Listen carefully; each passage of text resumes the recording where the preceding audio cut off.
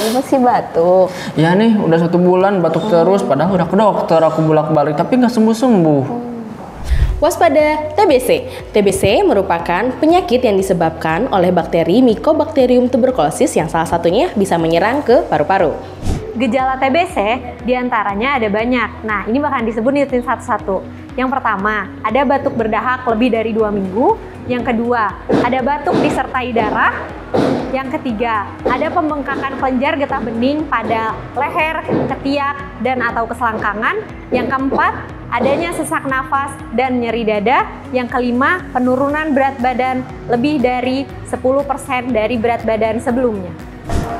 TBC menular melalui droplet atau percikan dahak ketika si penderita sedang batuk, berbicara, ataupun sedang bersin.